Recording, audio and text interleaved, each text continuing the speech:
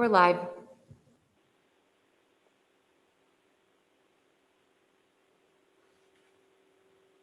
Are we ready to start? Ready to start, Haywood. Okay, thank you. Chair Stevens, thank you, and welcome to all who have braved this weather to be at the Carolina Inn for our November meeting of the Board of Trustees, and we will lead off with a meeting of the Finance, Infrastructure, and Audit Committee, which I chair. I would ask your indulgence in two things. Number one, since we have to take a roll call vote after each item, I would suggest that we reshuffle the deck a bit and move down the discussion of the construction manager at risk selection from number 3 to number 5. That way we can deal with the 4 relatively straightforward items as 1, 2, 3, and 4. And Vice Chair Davis will lead us through a vote on those 4 as if they were 1, and then we will have a separate vote on the construction manager at risk before we go into the information-only agenda items. And I hope that's okay with everyone. As is normally the case, after I add my welcoming remarks, I turn it over to Nate Knuthman, who is our interim Vice Chancellor for Finance. And Nate, I know you're there because I've talked to you earlier this morning. Why don't we then proceed to the agenda and let you lead us through the first action item, which is a ratification of withdrawal from a quasi-endowment for the School of Pharmacy. Nate, I'll turn it over to you. Thank you, Chair Cochran. Good morning, everyone. Item number 1 is a withdrawal from the quasi-endowment for the Eshelman School of Pharmacy. Anytime a unit would like to withdraw funds from a quasi-endowment, it requires board approval. The funds will be used to support faculty salary, renovations at Beard Hall, and technology expenses. We've talked to the School of Pharmacy about this request and discussed it further during our budget discussions. We're supportive of this action and happy to address any questions. And what we're going to do, since we're lumping 4 items together, we'll wait till Nate covers all 4, and then we'll ask for a motion to approve and a second to that motion. We'll take a vote on the first 4, and then we'll deal with the construction manager at risk. Nate, if we can come back to you for item number 2. Sure. Item number 2 is a replacement of 2 cage washers at the Medical Biomolecular Research Building and an autoclave at McGavran Greenberg. When non-appropriated capital projects fall between $500,000 and $750,000, it requires Board of Trustees approval. The project is estimated to cost $718,000 and will be funded with Department of Comparative Medicine reserves. Again, we're happy to address any questions. If no questions, let's move on to the action item about tuition and fees. Great. So next item is the tuition and fees recommendations to the Board of Trustees. Each year in November, we present the recommendations to the Board of Trustees on tuition and fee proposals. We have a short slide deck to go through with you this morning. It will outline some background on our process, some key considerations as part of that process in thinking about tuition and fees, some comparative data on how our tuition and fees compare to peer institutions and within the UNC system, and then finally our recommendations in 3 different areas. 1, fees, 2, campus-based tuition increases, and then 3, school-based tuition. Just pausing for 1 minute for the slides to be loaded. Okay.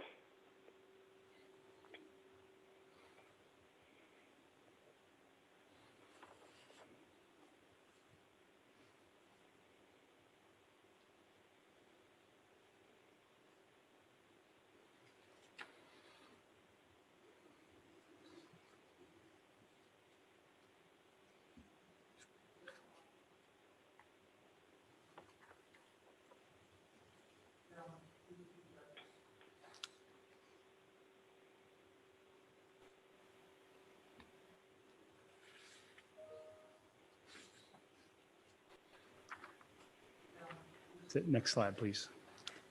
Next slide. Next slide. So our process for tuition and fees involves a number of reviews by various boards and task forces and bodies. Next slide. We start with the Student Fee Advisory Committee, which is solely comprised of tuition and fees, and reviews fees year-round. A number also reviews by various new fee proposals and task forces. That happens in parallel with that second box. We start with the Student Fee Advisory Committee. That committee is solely comprised by myself and reviews fees year-round. A number also reviews fees, new fee proposals. We start that happens in parallel with that second box. We start with the Student Fee Advisory Committee. That committee is involved in a number of reviews by various new fee proposals. That happens in parallel with these processes. We start with the Student Fee Advisory Committee. That committee is solely comprised of tuition and reviews involved year-round. A number of reviews by various new fee proposals. That happens in parallel with the second committee. We start with the Student Fee Advisory Committee. That committee is solely comprised of a number of reviews involved year-round. A number of reviews by various new fee proposals. We start that happens in parallel with the second committee. We start with the Student Fee Advisory Committee. That committee is involved year-round. A number of reviews involved year-round. A number of reviews that happens in parallel with the second committee. We start with the Student Fee Advisory Committee. We start with the solely comprised of a number of reviews involved year-round. A number of reviews by various new fee proposals. That happens in parallel with the second committee. We start with the Student Fee Advisory Committee. That committee is solely comprised of a number of reviews involved year-round. A number of reviews by various new fee proposals. We start that happens in parallel with the second committee. We start with the Student Fee Advisory Committee. That committee is involved year-round. A number of reviews involved year-round. A number of reviews that happens in parallel with the second committee. We start with the Student Fee Advisory Committee. We start with the Student Fee Advisory Committee. A number of reviews involved year-round. A number of reviews involved year-round. A number on mandatory fees. There's also a fixed tuition policy that's been put in place for several years. The Board of Governors has also passed a resolution endeavoring to reduce tuition and fees at UNC institutions. When you think about our tuition and fees, and we have some more data on this that's forthcoming, but our fee and tuition rates are very low compared to peers. When we think about historically what's happened to our tuition and fees, we did not receive any increases last year due to COVID. And really, there has not been tuition increases on North Carolina residents for several years. We'll talk a little bit more in depth about the UNC System Office instructions, which play a key role in this process in terms of setting the guidelines and structure for what tuition and fee changes are allowed. And then finally, on the benefit side of the equation, what do the tuition and fee really support? And as we've talked about with you in the past, our faculty salaries and our comparative data suggests we have some room to make up in terms of comparison to AAU peers and faculty compensation. Next slide, please.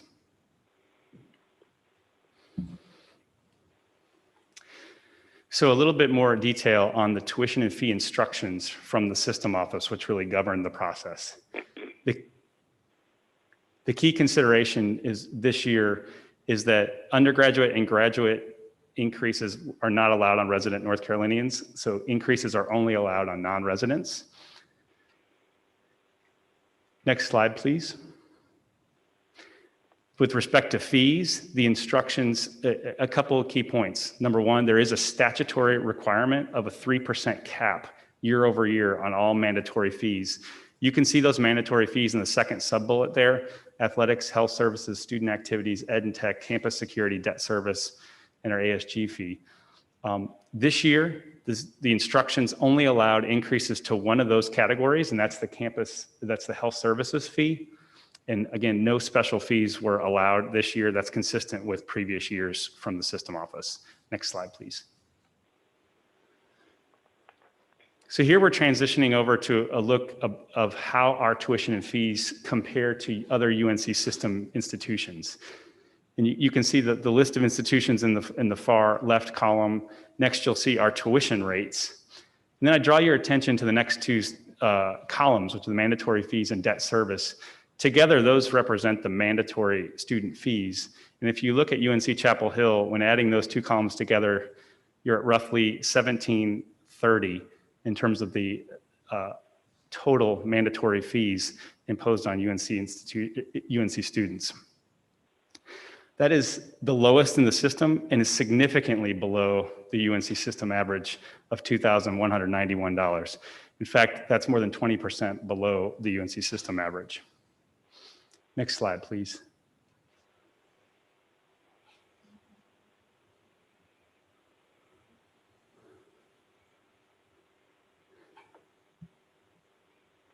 So here we're looking at tuition and fees, again, for the UNC system for all undergraduate students, both resident and non-resident. And you'll see a little bit more information on the breakout of those mandatory student fee areas. So underneath the general fees, those middle columns, you can see athletics, health services, student activities, ed and tech, campus security, and then finally the debt service fee. What you may note is that in aggregate, we talked about UNC-Chapel Hill's fees being lower than the lowest in the system. You'll also note each of the individual categories, it's a similar story. We tend to rank either lowest or towards the bottom of the fee charges, with the lone exception of being health services. Next slide, please. So that was a look at undergraduate. Here's the same slide for graduate students. And again, a similar story with respect to the fees and the breakout. Next slide, please. Here we're comparing our tuition and fee rates, not to just UNC system institutions, but to our Board of Governor public peers.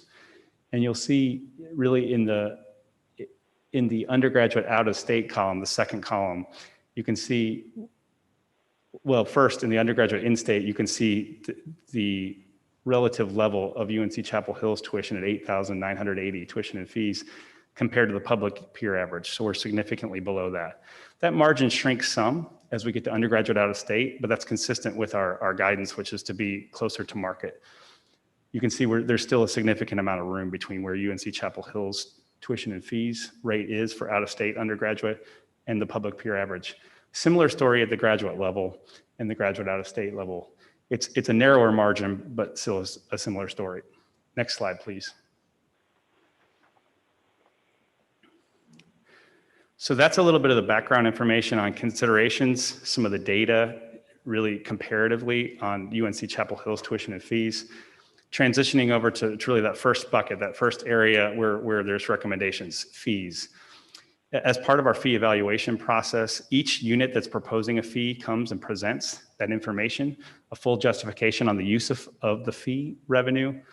That there's a presentation and a discussion with those task forces and subcommittees in evaluating that. Next slide, please. And here you see the recommendations. Again, the UNC system instructions limited increases to only campus health fees. And so you see really the only fee being proposed to be increased is, again, that campus health fee. You see a $10 proposed increase. That's really to support the multicultural health program. There's strong support for this among the students and the various task forces that evaluated this. I'll also note at $10 increase, that's consistent with the increase that was proposed and approved by the Board of Trustees last year as part of our process. The other two things delineated here are simply cleanup in terms of how the name of the fee is titled or how the money is used. It is not an increase in the overall fee level. Next slide, please. So that was fees. We're now transitioning to the campus-based tuition, so our tuition rates. And here, just again, a little bit more context. You can see really, draw your attention down to really the last kind of two rows. And you see for undergraduate resident, the AAU average rate increase was about 2% in previous years. And you can see that delta between UNC-Chapel Hill's rate and that AAU average in that last row. You see that in the non-resident area. Again, to put in context any recommendations we may have on undergraduate non-residents. Again, you can see the average rate increase has been about 2%. And you can see that delta between UNC-Chapel Hill and the AAU average. And again, graduate, again, similar story, slightly lower rate increases and the delta between UNC-Chapel Hill and the AAU average. Next slide, please. So with that context, here you're looking at the range of percentage increases that we evaluated, again, for non-resident undergraduates and non-resident graduate students. And our proposal is 2%, which the task force leadership felt like represented a good balance between the family's ability to pay and the university's need for additional revenue at this stage. You can see it generates $3.3 million in total campus-based tuition revenue. At the undergraduate level, 2% would equate to about a $684 increase, and at the graduate non-resident level, $566. Next slide, please. With those dollars in mind, if you add that to that top row, you can see again, even with those increases, still significantly below what the public peer average is within those categories. Next slide, please. So that was campus-based tuition. We've covered fees. Now we're transitioning to the school-based tuitions, which is school-based tuition is the premium that our professional and graduate programs charge, that differential on top of the campus-based tuition. And the instructions, again, applied similarly. So no increases allowed on resident North Carolinians. Any increases were limited to graduate or to non-residents. In the evaluation, you can see the considerations in the instructions here, but an evaluation of why the school-based tuition is necessary to support program-specific academic needs. As part of the process, each unit proposing an increase comes to the task force to present and answer any questions that the task force may have about that justification. Next slide, please. Here you can see the sole proposal, which was a proposed increase by the School of Law of $2,500. This would again apply to only non-resident students. This compares, it's a similar level compared to what was recommended and approved by the Board of Trustees last year. Last year, there was a $2,000 increase approved. That applied to both residents and non-residents. So this would only apply to non-residents. Slightly higher rate. It also will only apply to incoming students. Last year's proposal would have applied to all students, so it's slightly different. There's strong support for this increase, recognizing that there has not been an increase at the School of Law since 2012. And when looking at their comparative peer competitive information, the School of Law's tuition and fees rank lowest compared to out-of-state peers. And so there's strong support among the task force and the leadership. Next slide, please. So that really covers the main areas of recommendation. Again, on fees, $10 increase for campus health. On campus-based tuition, 2% increase for undergraduate non-residents, graduate non-residents. And then on school-based tuition, a $2,500 increase for the School of Law. You can see the stage we're at again in that second box on the bottom row in the Board of Trustees meeting. Of course, we've got the Board of Governors meetings after the Board of Trustees takes actions. Then we'll have the Board of Governors consideration over the next several months. Next slide. That concludes my presentation. Happy to take any questions. Hey, I just wanted to kind of explore a little bit the charts and the reasoning behind.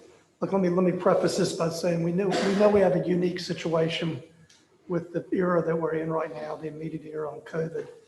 At the same time, the choice to you go 2% versus 2.5% or 3%, a little bit more explanation. And the reason I say that is when you look at the data, particularly at our peers, we're looking at, and I know everyone's seen the data, but I've been in these rooms now for 7 years, and each time this topic comes up, I'm blown away, both from the in-state as well as the out-of-state, the non-resident differential. And so to me, I just feel like I need to punctuate it a little bit and also ask in the light of the 2.5% versus 3%. University of Virginia, resident difference is $10,000. University of Michigan, $10,000. A differential that's more than even what our tuition base is. Non-resident, it shrinks a little bit, but we're still talking about $17,000 between those two institutions. Move to University of Texas, it narrows, that's at the lower band of the peer schools. You know the data, I'm just speaking the data in the context of the question about 2.5% or 3%. I'm not trying to make this more challenging, but the data shows that we are a remarkable value. And I guess maybe I just wanted the platform to be able to encourage people to truly understand that. We're not talking about marginal differences here between some of our peers. I realize we have a tricky environment. I realize and I applaud those in positions of leadership who are trying to do everything they can to keep the cost of education in Carolina down. But at the same time, this data keeps occurring every year, and it seems to me the gap keeps getting broader and wider or more differential. So with that in mind, a 2% versus 2.5%, or much less a 2% versus 3%, creates a pretty meaningful revenue differential.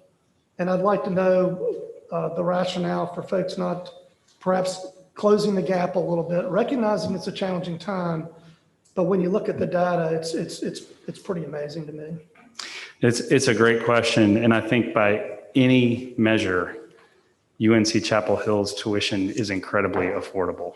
And I think you cited some data and draw a similar conclusion to many of us that have looked at our comparative information. I think that's right. In terms of that spectrum of increases where we looked at 2 to 3%, we really felt like those represented modest increases.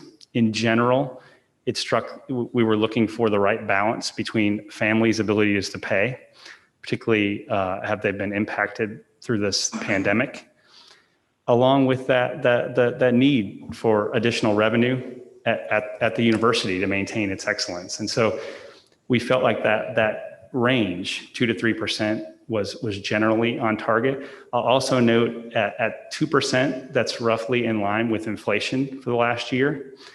So at that end of the spectrum, it also is consistent with the average increase that was put forward last year as part of the process during the tuition and fee process at the Board of Governors level. So that was some of the markers that I think the Tuition and Fee Advisory Task Force and others weighed and thought about and ultimately landed there. Although it was not I think there was a very healthy debate about where the right balancing part was in terms of 2% versus that 3% area. I would not be raising it as vigorously as I am if we had a relatively, or even if we had a meaningful differential. But it's such a significant differential.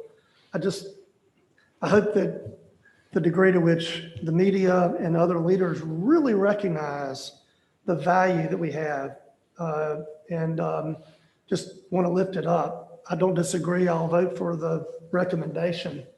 But having sat in this chair for a number of years now and seen this continuing to grow, and maybe not a full appreciation for the value and the stress it does place on the university when we are on a revenue basis incredibly competitive, it does have consequences. This is all obvious stuff. Everybody in the room knows what I'm talking about. But in any event, enough said. It's just one of the more remarkable things I've seen in the time I've been on the board. And Nate, can I add to that? Ralph over here. Oh, sorry. Yeah, I sit on the committee and we had 3 vigorous discussions, and I think for the first time the committee implemented the Roberts rules so that we could handle the discussion because there were various views. Some advocating for a 3% or higher, some advocating for none. So I just want to point out this is the decision of that particular committee, our recommendation. It was not unanimous by any means. So this was what resulted from our discussion, and it was talked about vigorously. I promise you that. Any other questions or comments for Nate? Yeah, Mr. Chairman, this is Mr. Bullock. Just Nate, a quick question. Maybe you have this information. Mr. Chancellor, you may have this information. I don't know. Is there any sort of numerical or quantitative analysis on the cost of out-of-state tuition as it relates to the quality of student who applies at UNC-Chapel Hill from out of state? I mean, it's very clear from the comparison of other peer institutions, our price, if somebody is price shopping, so to speak, obviously they would apply on price alone, but I don't think people apply to UNC-Chapel Hill on price alone. I just wonder if there's a correlation that has been quantified, that as we raise tuition, does the number of applicants or number of qualified applicants go down as we raise tuition, or does it remain fairly steady? And that may be actually a Steve Farmer question, but.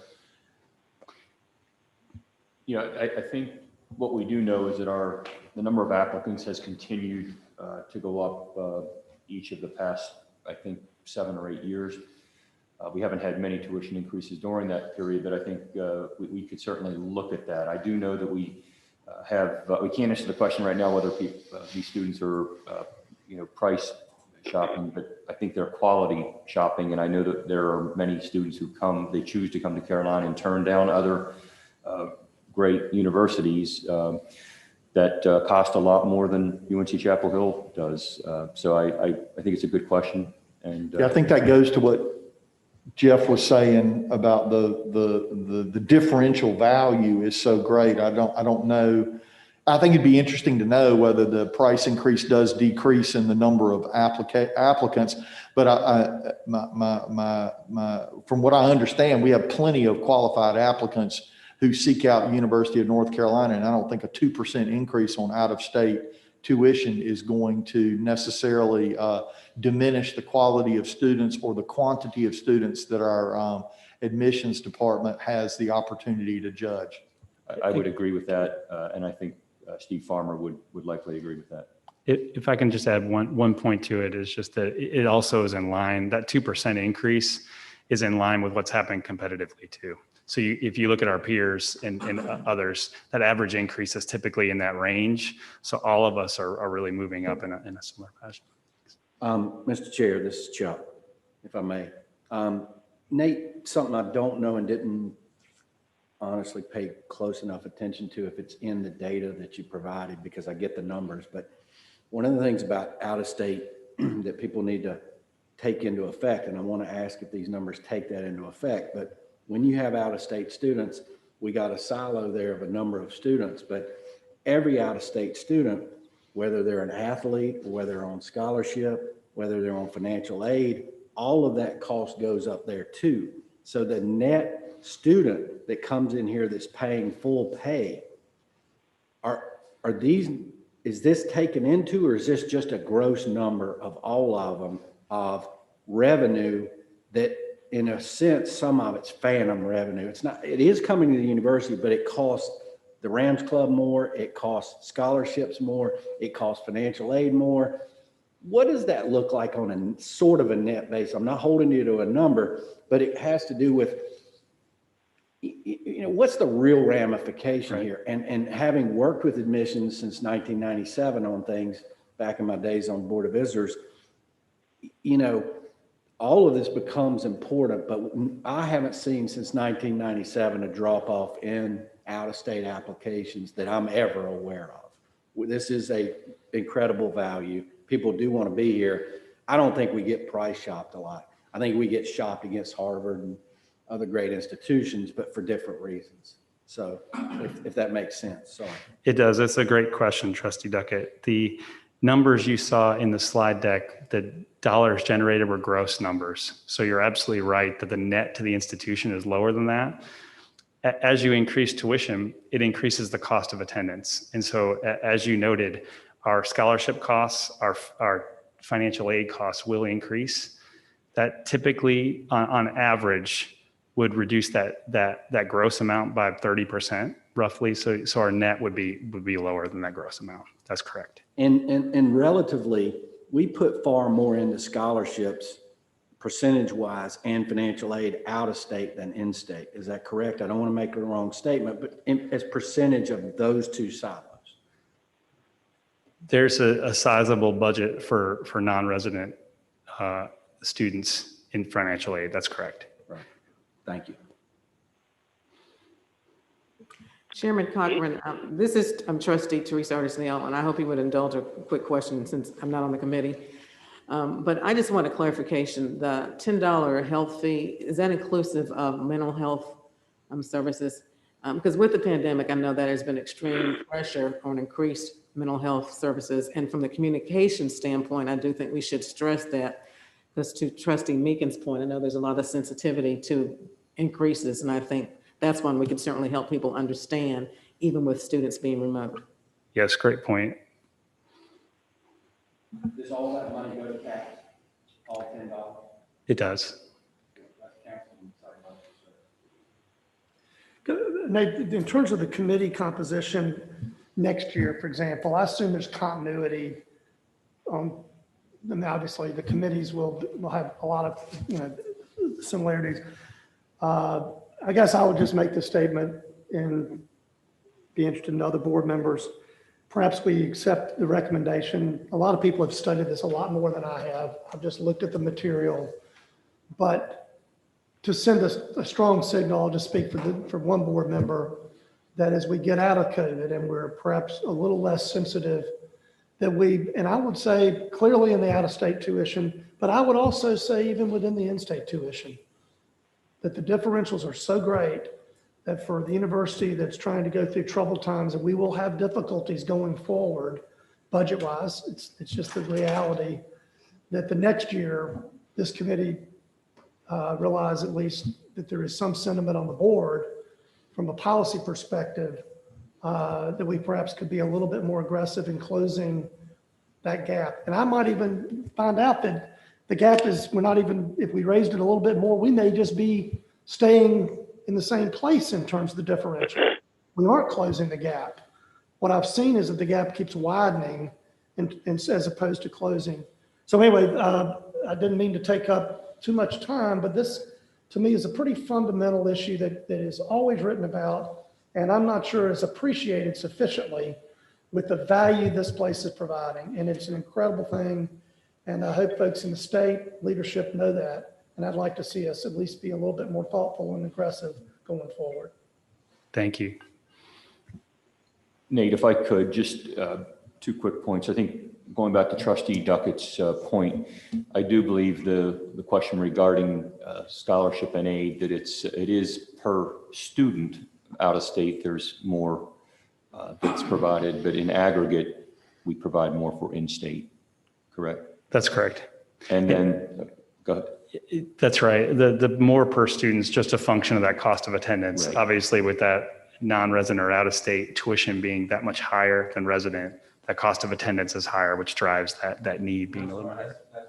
Right, Okay. that's what Yep, I thought. I sure. just wanted to be clear. And then the second point, I think, is that one of the trade-offs that we do have to think about with increasing tuition is that with our commitment to need blind admission, that the higher the tuition goes, the potential increase in terms of what we would commit to through student aid and financial aid. So that's another consideration that I think has to be factored in. That's right. Any other questions for Nate? One last comment. I surely, maybe I'm missing the math, but I appreciate that, Chancellor. But we will be making more money up revenue-wise than we would be spending. I mean, when we increase tuition, we end up having more revenue. That's correct. Okay.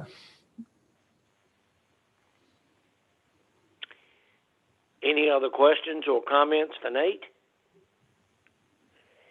If not, we have finished the first 3 items for action, and I would ask for a motion to approve and also ask for a second to that motion. Mr. Chairman, Yes, sir. You have one more action item in this grouping, number 4, the endowment fund report requires action. Right. And in fact, we also are going to have to circle back and look at the construction manager at risk as a separate item. Right. So I was thinking you suggested you were going to vote on the first 4 together, so you got one more to cover before the vote? Well, we can certainly do that. I just thought the construction manager at risk is such a specific item. I agree with we that. may I'm talking about consider the that. fifth item, the endowment report. Hey, when I'm talking about the endowment report, maybe you can include that in your first 3. We can certainly do that. Just trying to minimize the number of roll call votes is all. Gotcha. John, are you prepared to walk us through the annual endowment report? And we will add that to the 3 action items and take one vote on those 4. Yes. Yeah, thank you, Chair Cochran. Just very briefly, the UNC Board of Governors regulations require that each institution submit an annual endowment report each year. And so this year's report from UNC-Chapel Hill is attached as Exhibit E. Just make a couple of real brief comments. One is the Endowment Fund Board of Directors met on October 15th and approved this report for submission to the full Board of Trustees here at the university. I'll also just quickly note this report only covers the endowment fund, and later in this meeting, I'll give a more comprehensive report on the Chapel Hill Investment Fund. The endowment fund decreased by $17.6 million during the year, but that was due to 94 million or almost 94 million that was distributed to support university programs. And finally, I want to point out that the report confirms that the endowment fund board approved all the transfers from the fund in accordance with their directive, and all expenditures were made in accordance with the terms of the applicable gift instrument. So with that, I'll submit it for approval. You've heard the report. Are there any questions for John? If not, I would entertain a motion to approve each of the 4 action items, and would also ask for second to that motion. Chairman, this is Gene Davis. So moved, and that motion is to approve action items 1, 2, 4, and 5 from the agenda. That is correct. Do we have a second? Second, Chuck. Thank you, Trustee. Vice Chair Davis, would you call the roll and let's have a vote? Thank you, Chairman. Yes. Mr. Bolick. Yes. Mr. Brown. Yes. Mr. Kobe. Yes. Mr. Cochran. Yes. Mr. Davis is yes. Mr. Duckett. Yes. Mr. McCullen. Mr. Pryor. Yes. Chairman, that is a vote of 8-0. Oh, I apologize. Mr. Stevens. Yes. A vote of 9-0. Thank you, Chairman. Excellent. Thank you, Gene.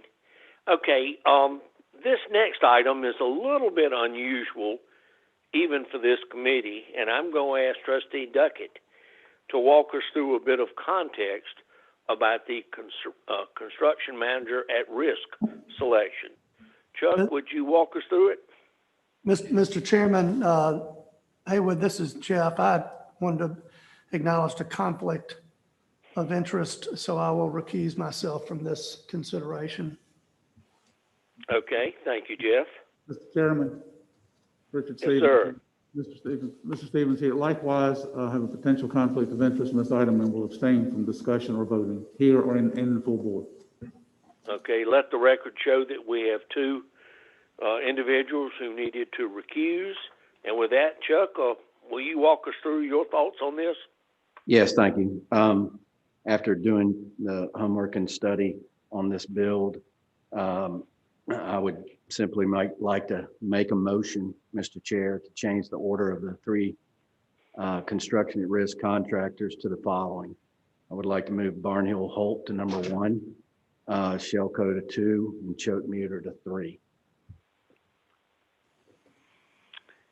Any discussion, any questions of Trustee Duckett on that recommendation? This is Trustee Bolick. I will second that motion. Thank you, David. If no further discussion, Trustee Davis, would you call for a vote on that particular issue? I will. Thank you, Chair. Mr. Bolick. Yes. Mr. Brown abstains. Mr. Kobe. Yes. Mr. Cochran. Yes. Mr. Davis votes yes. Mr. Duckett. Yes. Mr. McCullen. Mr. Pryor. Yes. And Mr. Stevens abstains. By a vote of 7-0, the motion carries. Thank you, Vice Chair Davis. Now, John King, back to you for the investment fund performance update. Okay. I am going to try to share my screen here.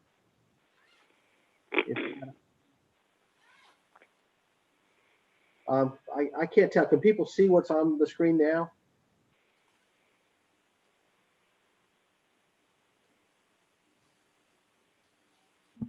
Yes. Okay.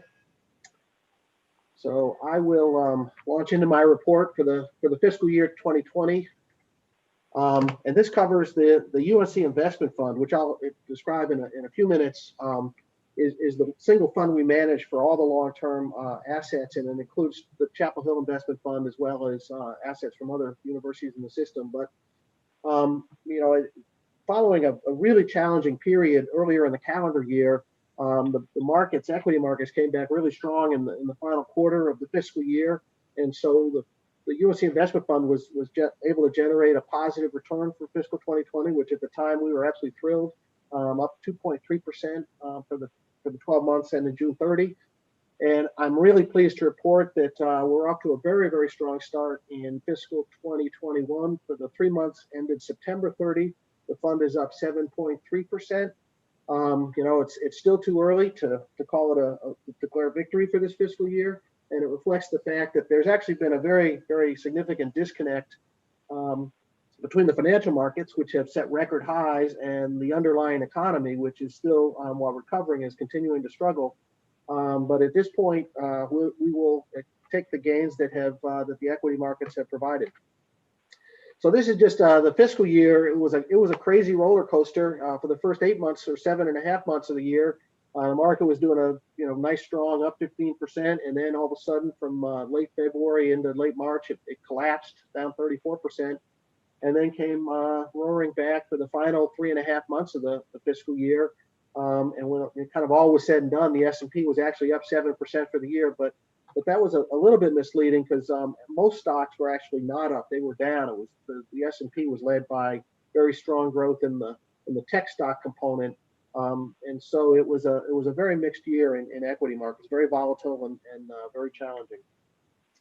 But just summarizing, compared to our benchmarks, the 2.3% return actually beat our primary SIP. That's the Strategic Investment Policy portfolio, and that 2% return just reflects if each of the asset classes had been exactly at its target weights during the year, and each of the asset classes had earned their particular benchmark return, then the fund would have generated a 2% return. So we were able to beat that by a small margin this year.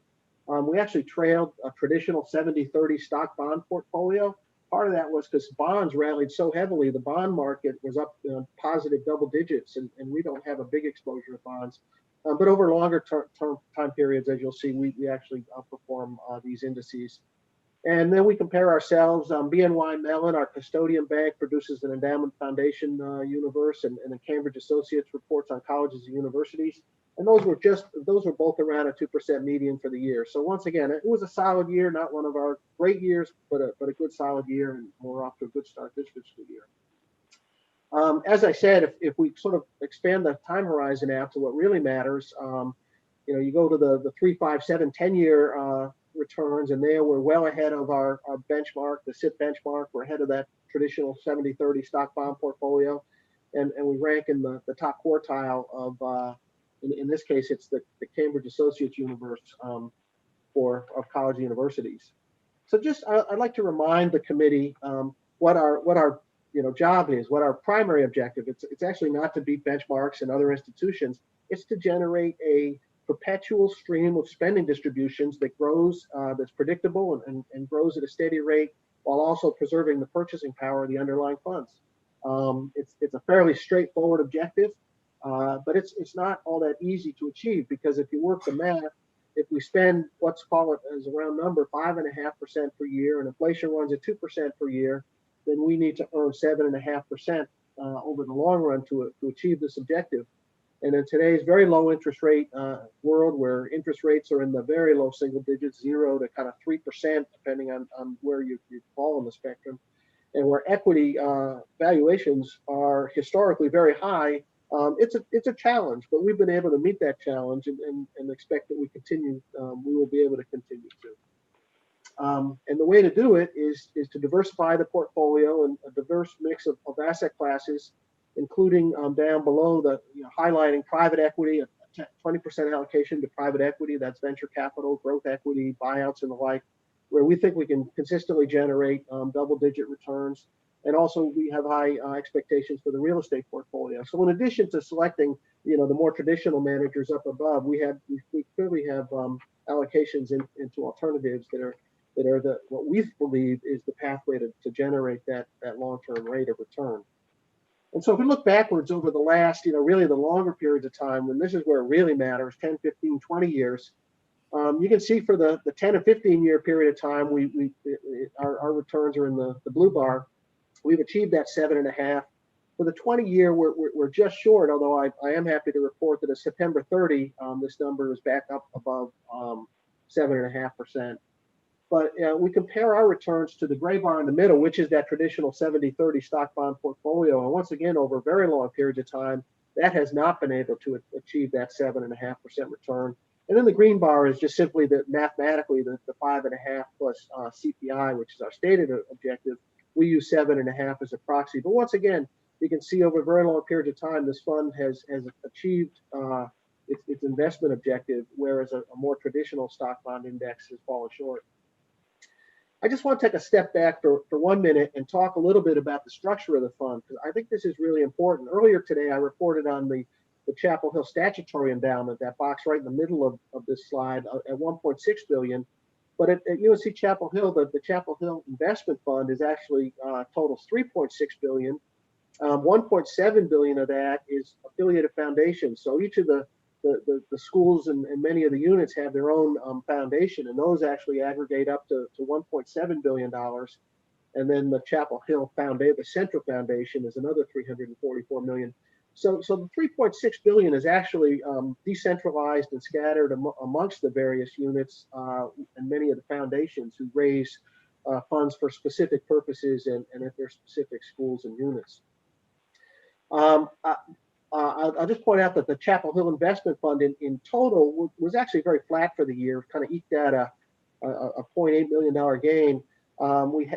As I said, we had that 2.3% investment return that generated $84 million in gains. But most importantly, we spent over $200 million in fiscal 2020 to support university programs. And that's why, and we also had generous contributions of $121 million. So it all nets out to be a kind of a flat year. But once again, given the circumstances of the year, I put this one in the books as a modest success. Looking back over the more significant 10-year period of time, 10 years ago, the market value of the Chapel Investment Fund was under $2 billion. It was $1.9 billion. And over the ensuing 10 years, we've generated net investment gains of over $2.2 billion. We've had net additions to the fund of $1 billion. And the most important number on this box is over this 10-year period, we spent $1.6 billion to support programs at the university. And after spending that $1.6 billion, the market value has increased to $3.6 billion over this period of time. So this is exactly how the fund should grow, supporting the programs and growing. The next couple of slides I'm going to go through very quickly. This just shows the per unit distribution each year. This is like a dividend on each of the units. And it's been in place for 20 years now, and it just has a nice, predictable upward growing path, except for that one blip in the global financial crisis. This kind of shows the percent of the market value we spend each year, and we try to keep it. This is just on program spending. It excludes development and university central support. But basically, we try to keep it in that sort of 5% range, and we've been able to do that. It spiked up a little bit once again in the financial crisis. But this is the slide that really matters. Over the last 12 years, the distribution for program support at the university has grown from $91.7 million to $175 million in fiscal 2020. And it's been a nice, steady upward progression. So this is exactly what we're trying to do, and we've accomplished our objective in that regard. So this is what I report to the investment fund board. I put this slide up at each one of our meetings. These are kind of our marching orders, our disciplines. Maintaining that long-term time horizon. Diversification is our key risk management tool. We like to focus assets with our highest conviction managers while maintaining diversified portfolio. And down the last bullet point there, the downside protection absolutely matters. We actually do a very good job of protecting in market downturns.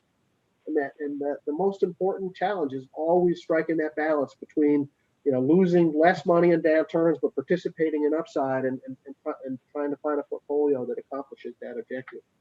So with that, I'm going to wrap up just by saying, we did have a modest but a positive return of fiscal 2020. It was just an incredibly volatile and challenging time period. But most importantly, our longer term returns have been solid and have achieved our investment objectives. So with that, I can take any questions.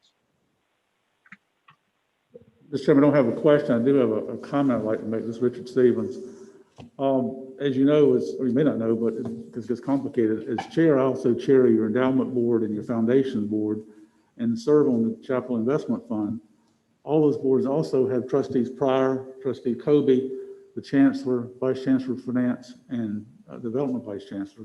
We're there to look out for your interests, but I got to tell you, those boards have some incredible volunteers, top-notch professionals who spent decades in the industry, who provide their time, and we meet sometimes for a day or more. And the expertise they provide is just invaluable. In addition, John and his team are stars. They are, as you could see from the numbers, they just do it well. We've got some challenges at the university right now. This area is not one of them. They've continued to do extraordinarily well, even in most difficult times. And John, I just want to commend you and your staff, and again, thank our volunteer board members for their time and service on all those foundation, endowment, and CHIP boards. Thank you, Chair Stevens. Any other comments or questions for John? Mr. Chairman? Yes, sir. John Pryor, I just wanted to ask John if he's had any turnover or how his retention is going in his team. The short answer is we have not had any turnover at the company in the year. We haven't had any turnover in the investment staff except for a rotation of analyst program that we plan on in the last, I think it's at least 5 years now. So we have a very, very stable team. Thank you. Any other questions or comments for John? John, thank you, and thank you for great long-term performance. With that, we'll turn to our traditional cleanup hitter, and that would be David Ruth, with a development update. Thank you, Trustee Cochran. I'm glad to know I'm traditional. That is really great. We put the presentation up. We'll walk you through the numbers.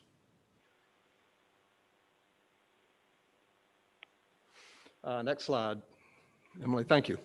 Here's the dashboard we show you every time. A couple of numbers to point out here. $3.474 billion is now the total in the campaign. When the world went upside down in March, we were about 9.2 months ahead of campaign progress.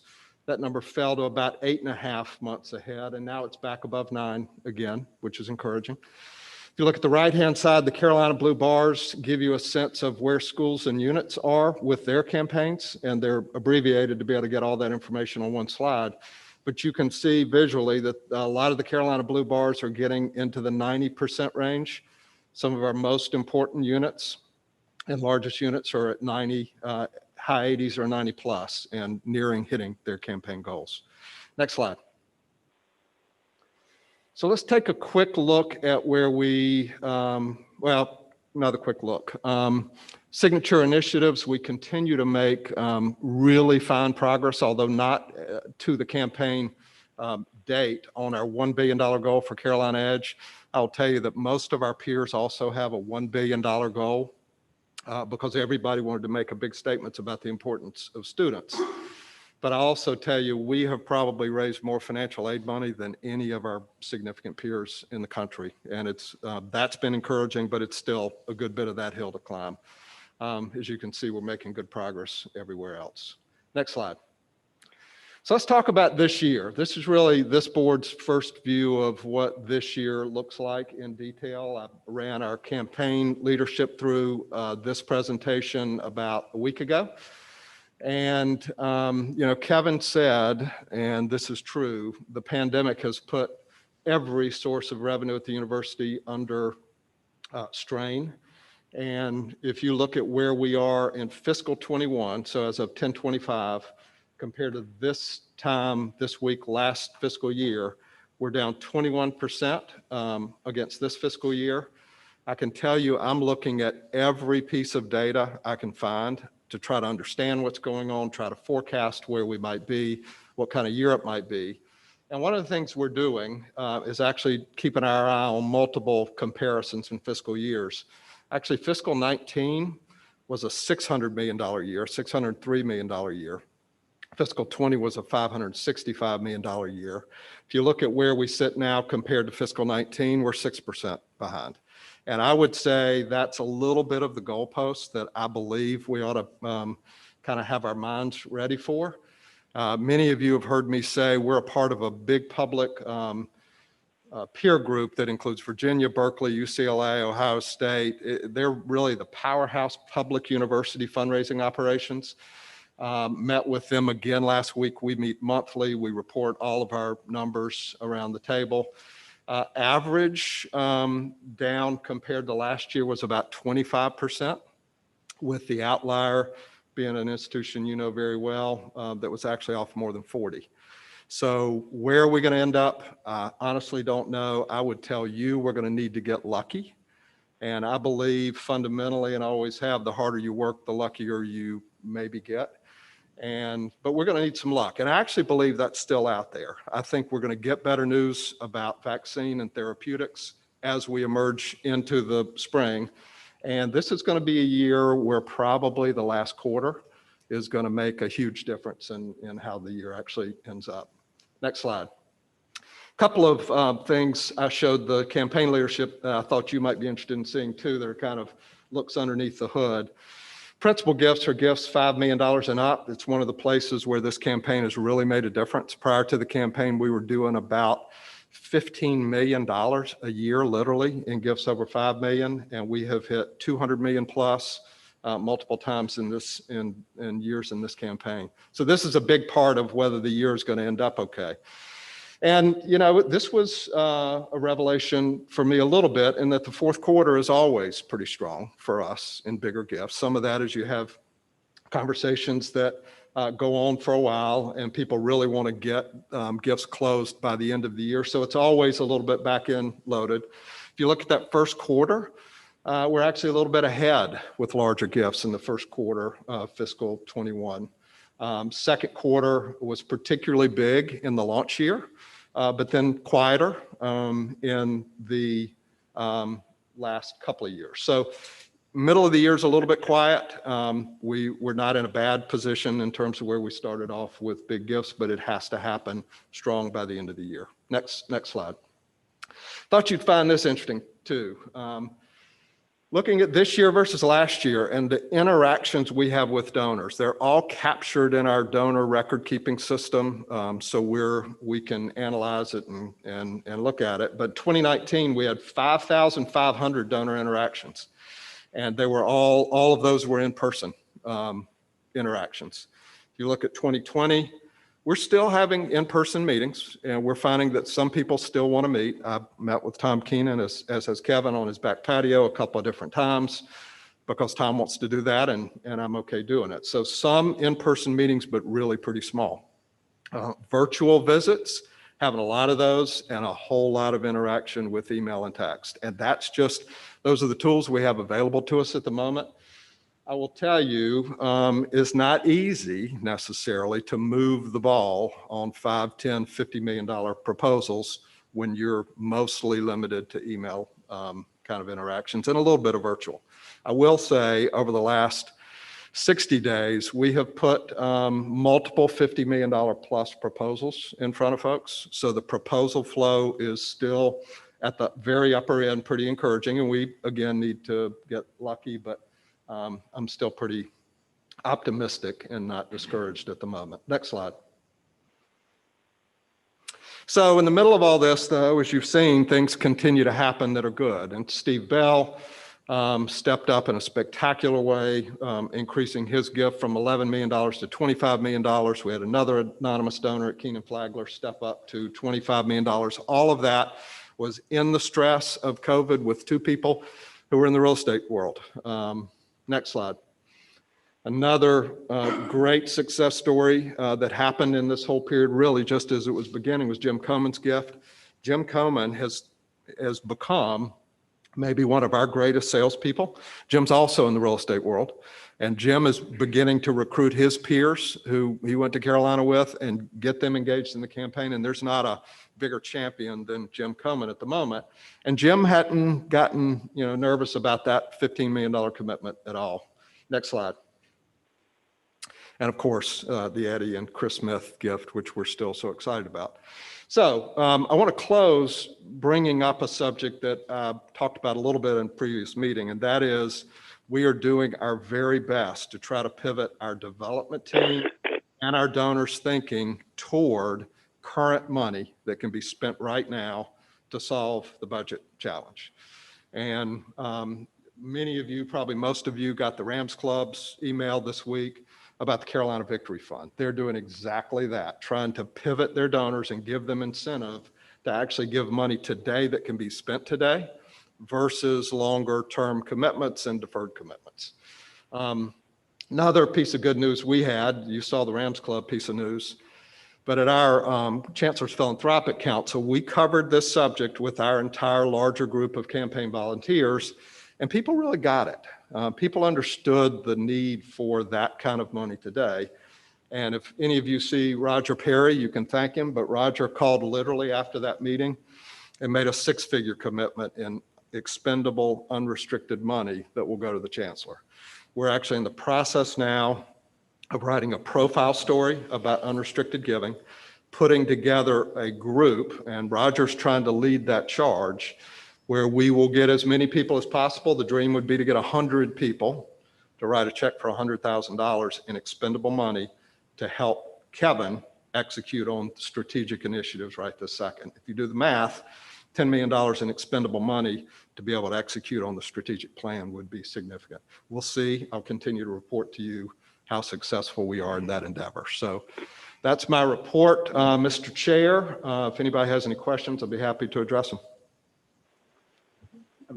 Sorry. No, David, I have just a quick, first of all, congratulations as always. You mentioned unrestricted at the end of your presentation. Yep. And we can talk offline further. Within the scholarship efforts, Yep.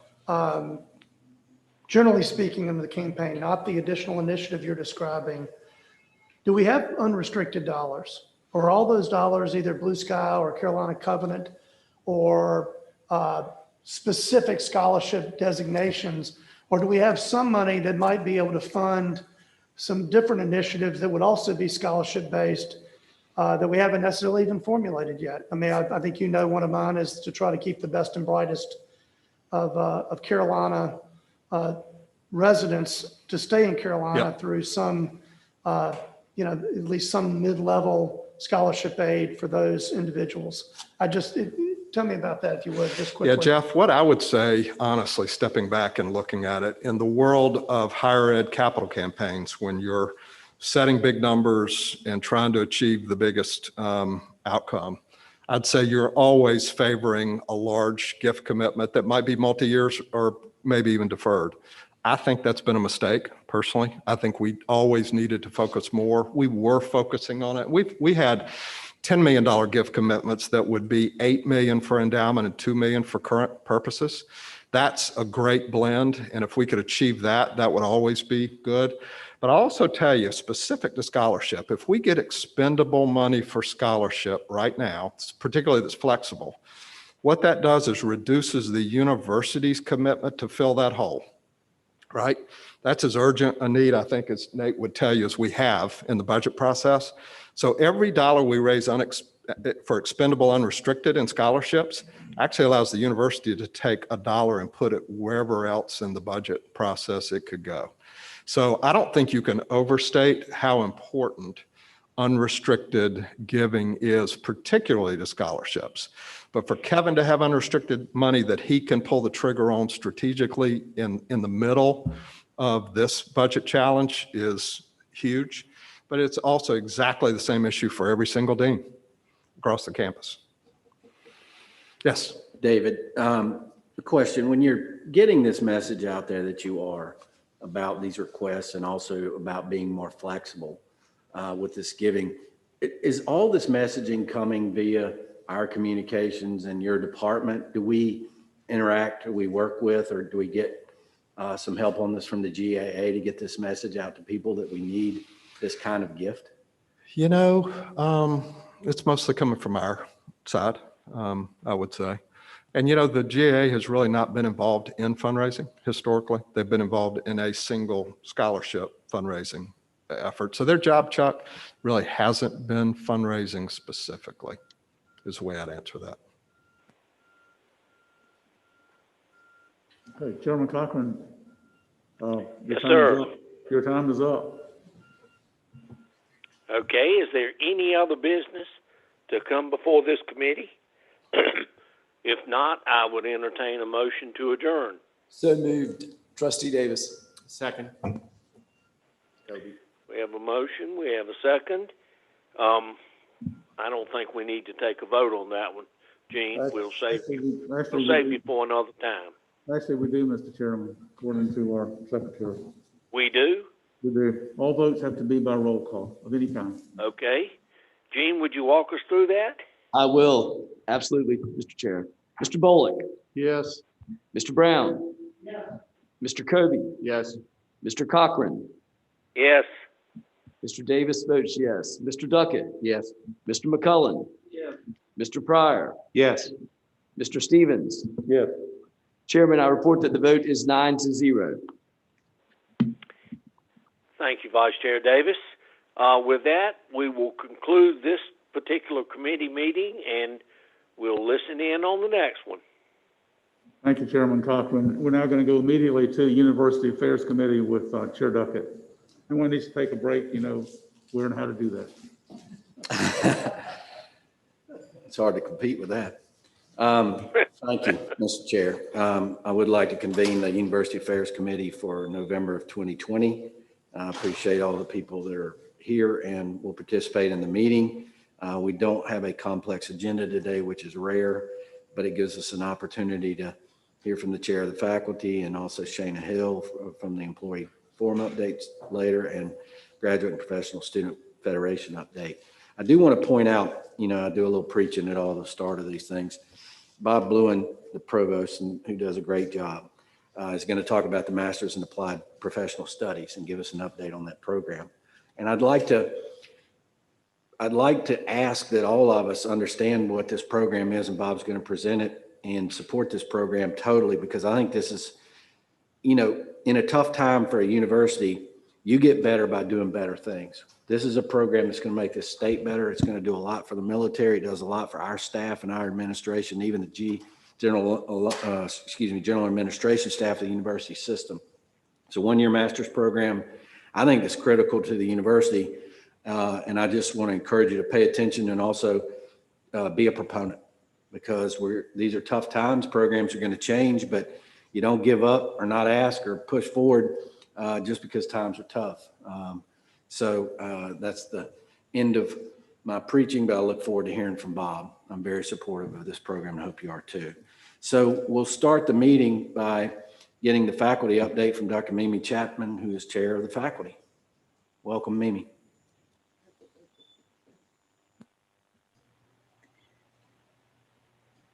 Thank you for having me this morning. I'm always grateful for the opportunity to talk with you all and to tell you a little bit about the work of our faculty and how we're rising to the challenges of the pandemic on a daily basis.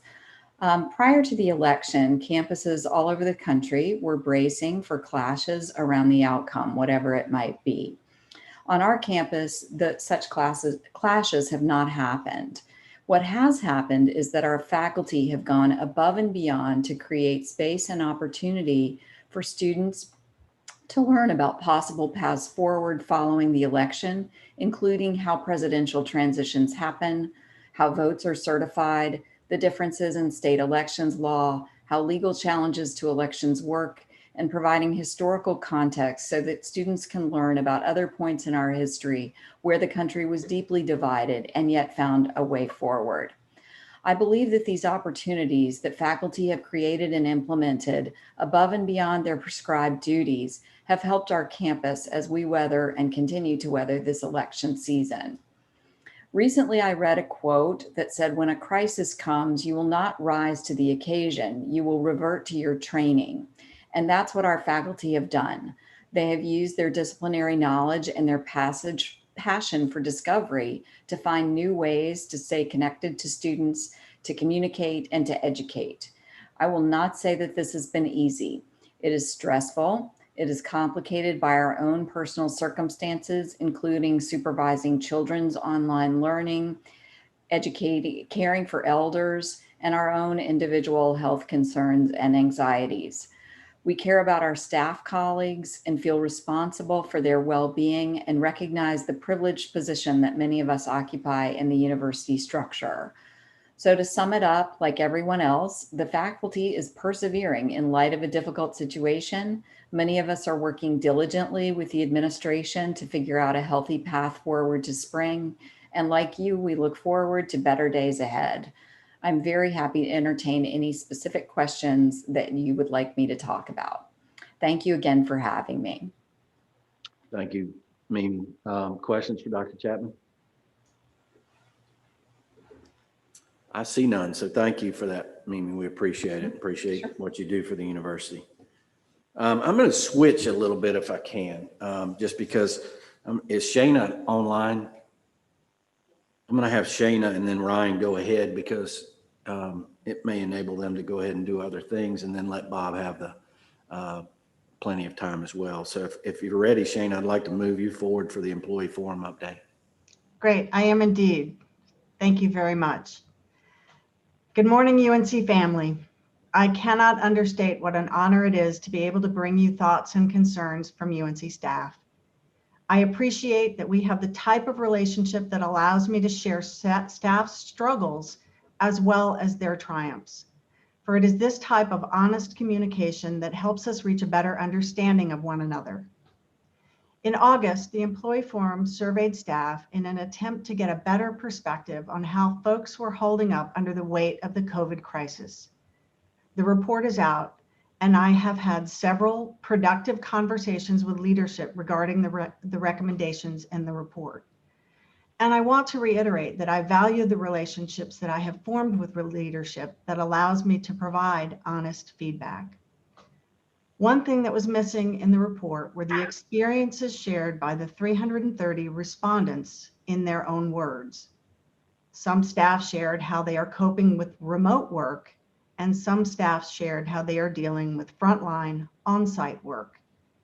The following are compilations of statements from these two types of work experiences.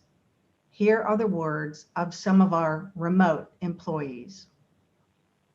I am feeling tired, frustrated, and overworked. My work is now intense and constant. It never stops because I am in my home and I am always walking by the laptop, hearing the text messages, noticing the latest alert. The transition to virtual is work intensive and stress intensive. I have been expected to work 7 days a week with minimum breaks and have been consistently told that I am too far behind. I am regularly asked to provide data on last second requests. The need to pivot is near constant. I have had to change my entire system, structures, and operations within a moment's notice, multiple times. It has made my workplace very demanding, chaotic, and without direction. This is not okay. I have not seen any of my extended family since March. Adding to the stress is the question of how stable is the future of my employment. The future feels uncertain. It has broken me on the inside, even though it appears that I am holding it together. This has changed me. And here are some of the words of some of our frontline employees. It has been mentally and emotionally exhausting serving in a frontline role. I have been on site every day since the pandemic started. It is difficult to maintain this pace while being pushed beyond my limits. I have continued to work. I have continued to provide high quality service. I am exhausted. I am usually not one to get stressed out much, but this is extremely stressful. Working is like the movie Groundhog Day. Every day is the same, yet we cannot stop what we are doing. We have people whose lives depend on our knowledge, compassion, and care each and every day. I come into work every day with fear of contracting COVID. When the rest of the state stayed at home during the stay-at-home orders, I was required to come. I am already among the most lowest paid staff in the university, and now I am required to come to work with no hazard pay, despite dealing with daily hazards since the pandemic started. We are understaffed, underpaid, and emotionally and physically burnt out. What is affecting me is the lack of understanding for the employees who have been here since day one and don't have the liberty to easily switch to work from home, while those who are working from their kitchen tables tell us what we should and shouldn't be doing, and are constantly changing the terrain without asking what staff or even students wanted in the first place. I am extremely happy to be working with the team I'm on and wouldn't change if we had to go through this again. But the whiplash and hurricane of changes are bogging us down, and I feel less and less every day that our voices are even in the running of being heard. Most of us are stressed and in tears daily. I share these with you today in the hopes that it broadens our perspective on how difficult things have become for staff.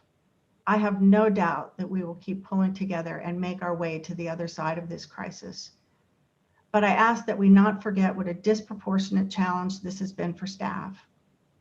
There is a bright side in all of this. I truly believe that our leadership is listening. I truly believe that leadership cares.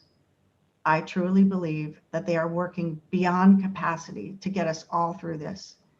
And I look forward to continuing this work in the weeks and months to come. I thank you for the opportunity, and I thank you for your time. Shana, thank you.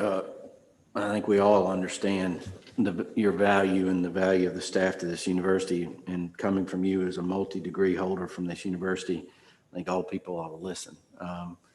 And it is amazing what the people on the front line have put up with daily to help other people, and the people that we see in the hospital and otherwise, especially, that have worked nonstop on this. So we thank you.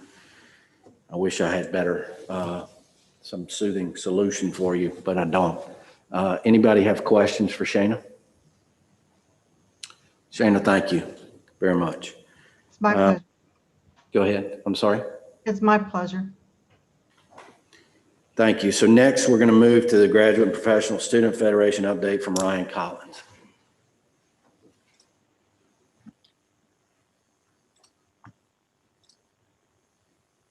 All right. Does everyone see that screen okay? Well, as always, it's good to be with you on this Thursday afternoon, rainy Thursday afternoon. I'm always privileged to speak to you all on behalf of Carolina's nearly 11,000 graduate and professional students. We are winding down what has surely been one of the most difficult and stressful semesters that any of us have faced in our academic careers. The threat of this pandemic and the challenges of online teaching and learning alone were enough to strain even those of us with the best coping skills. But then we also faced anxiety from what I would say is the most chaotic and consequential election of our lifetimes, and one that remained and perhaps remains unresolved for several long, tense days.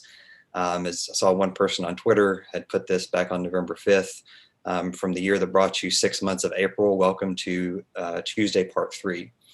But despite this physical and mental and emotional exhaustion that many of us have been facing, I continue to be impressed and humbled by the resilience and resolve that many of my classmates and colleagues are showing. And I appreciate the chance to share a little bit about the work that GPSF has been doing over the past couple of months.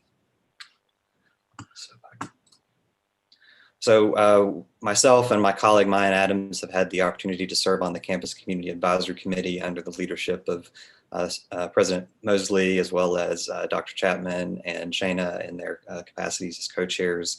And we have really appreciated the chance to be involved and to include the graduate and professional student perspective in these decisions. For us, we've really been focusing on ensuring maximum flexibility for our graduate and professional students with regard to their research and teaching responsibilities, prioritizing their health and safety while also recognizing the need and the desires that many of them have to be able to return to some level of in-person activity, either out of necessity or just for their own mental health and well-being. And we have been continuing to work separately with the graduate school and the provost's office to continue discussions about graduate and professional student-specific issues. And I'm always grateful to Dean Barbour and Provost Bluen for their support in this regard.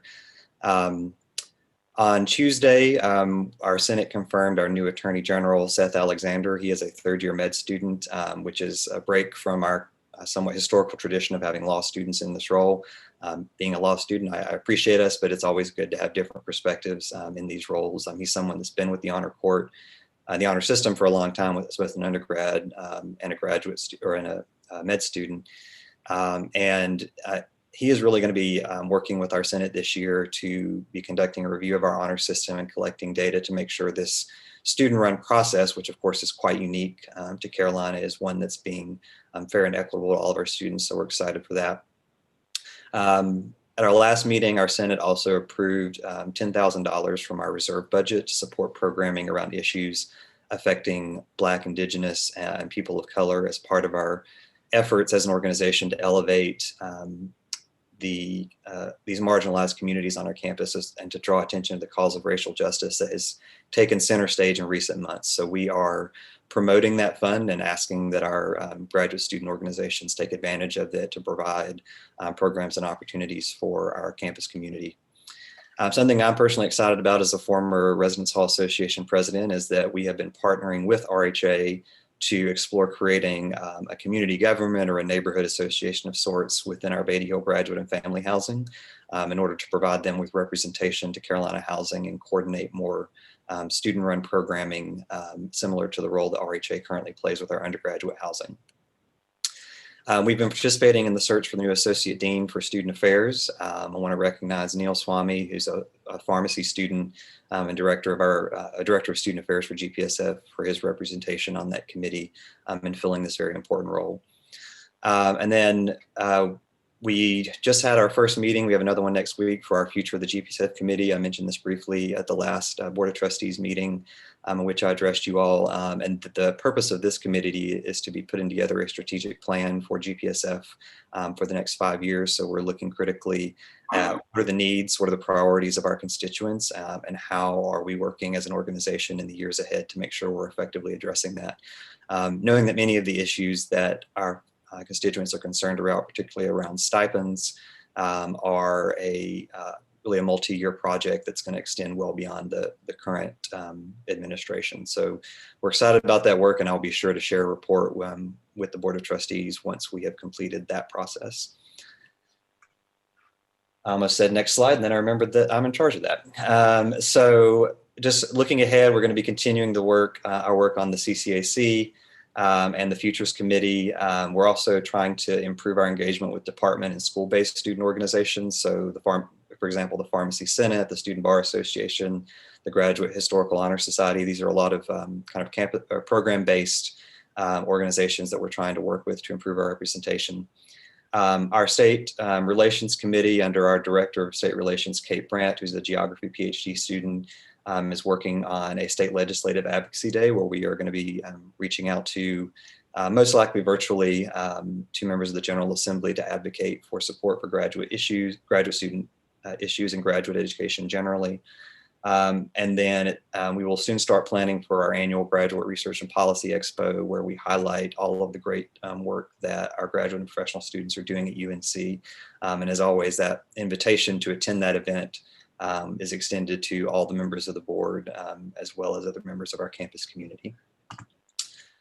So with that, as always, if you want to keep up with our latest activities or stay connected with us, I'm really excited about the improvements that our secretary, Chad Lloyd, has made to our website over recently. And so we're putting a lot more information out there.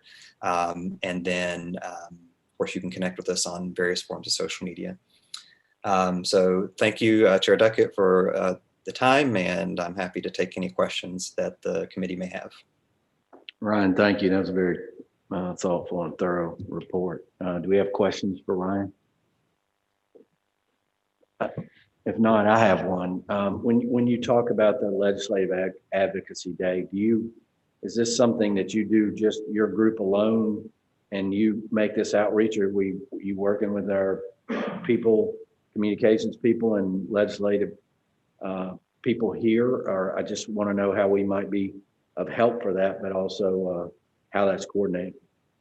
Absolutely, thank you. So this is a new project, and our state relations committee has, I know that they've reached out to the state relations folks here at the university. We're also trying to coordinate with Dean Barbour and the dean's group that does state legislative advocacy as well. So we're connecting with a number of different groups on campus, since this is a new initiative on our end, to try to make sure we're being as thoughtful and collaborative as possible with it, but certainly would appreciate any outreach or support that the trustees can provide. Thank you. Thank you for your time, Ryan. Yeah, Trustee Duckett, if I could, I just want to take the opportunity, since we just heard from 3 of our incredible campus leaders. Ryan, I know we'll hear from Reeves later, but Shana and Mimi, and thank them for their leadership during a very trying semester. I want to thank them for all that they've done to help move forward our campus and community advisory committee. That group was formed right as we were meeting as a board of trustees back in September. They've now had at least 8, maybe 9 meetings. I want to also acknowledge Chris McClure, who's been sort of the liaison between the advisory committee and Bob Lewin and myself and our leadership team. But Reeves, Ryan, Shana, and Mimi, your leadership has been incredible, and providing input back to us as we're trying to make decisions, for the next semester has been invaluable. So I just wanted to publicly acknowledge all of you. Thank you. Thank you, Chancellor. Next, we have 2 more things to do. One is presentation by the provost, and then we have some items to cover in closed session. So I want to bring forward Dr. Bob Lewin, who's the Executive Vice Chancellor and Provost of the university, and I call him the workingest man in America, to make a presentation about a new academic program that is vital to this university, in my opinion. Thank you, Bob. Thank you, Trustee Duckett. It's my pleasure to introduce this topic. Because the MAPS, or the Masters in Applied Professional Studies, is a program that is going to be offered by our graduate school, Dean Suzanne Barbour will be making some additional comments with regards to some of the specificity pertaining to this particular request to the system office. I would just like to make a few general comments. First of all, this course has been in the development stage for quite a while. And it's a course that I think we all recognize as being absolutely vital to the people of North Carolina. One of the areas that is most important is in the area of staff development. And this is something that Shana has already talked about as an area of opportunity for us to give back to our staff in the form of a program, a 1-year master's program that will clearly enable them to grow and to expand on their opportunities, not only here within the university, but also beyond. And the point that I wanted to make is that this is extremely consistent with our strategic plan, Carolina Next, and our strategic priority number 3, which is enable career development. That is a strategic initiative that is to build really a path for all of our staff and all of the people who work at this university to reach their full potential as individuals. And so with that very brief introduction, I would like to ask Dean Barbour to join me and to make some additional comments about this new course. And I'll stay here at the microphone in the event that there are any additional questions that anyone might have for the 2 of us. Dean Barbour? Thank you, Provost Blue, and thank you for allowing me to tell you about this master's program, which we're all very, very excited about. It's a 30 credit master's that can be done in a year. It's meant to be very much student focused and interdisciplinary.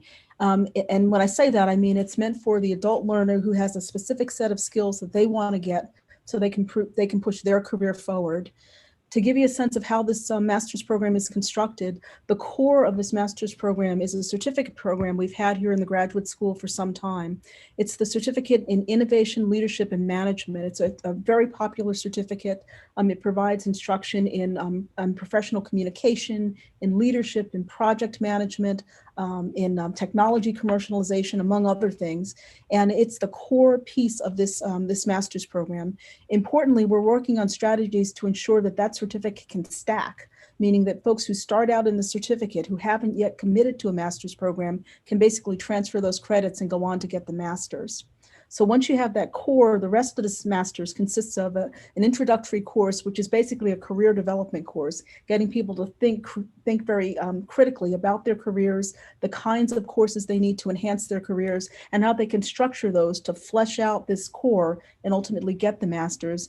And then there's a capstone course we're really excited about, wherein individuals will be able to take the skill sets they've learned during this master's and basically apply them in their career paths. We imagine, for example, that people might take on projects that are already in their workplace and basically apply their skills to complete those projects, thereby demonstrating their worth to their employers and enhancing their career prospects. So this differs from other master's programs of the type because it does have that core business fundamentals, that those core skill sets that many interdisciplinary master's programs don't have. And we think that makes this a unique program that's going to be attractive, not just to our staff on campus, and we're real excited about this being an opportunity for them, but we think our military veterans are going to be excited about this. We think it'll be broadly applicable to adult learners in the state of North Carolina. And in this time of economic downturn, we imagine that's going to be especially helpful to some of our Carolina alums, for example, who may need this additional training, this additional credential, so they can move forward in their careers and ultimately be successful. So Bob's already told you a bit about the target audiences. Again, it's staff on campus, it's military veterans, it's adult learners across the state who need an additional credential so they can continue to be successful. We're very, very excited about this master's. We hope we'll be able to launch it for the fall of 2021. And I'd be happy to answer any questions after this very, very brief description. I would also add that since the campus is fully immersed now in the use of distance education technologies, this is one of the few, correct me if I'm wrong, Dean Barbour, that this is one of the first master's programs of its kind that is going to provide students with the opportunity of a blended learning experience. So they will be able to obtain some of their course credits as a consequence of taking this in a remote format. That's correct. Thank you. Before we go into questions, I just want to give a good example of a very specific way this offers a unique possibility for advancement. The special ops people in Fayetteville, if most of you know who they are, where they are, and the Special Operations Command Center there is critical to our country. This is a great example of where somebody can be there in the special ops compound, part of that team, part of that management, and also get this degree that helps them in their advancement within our military.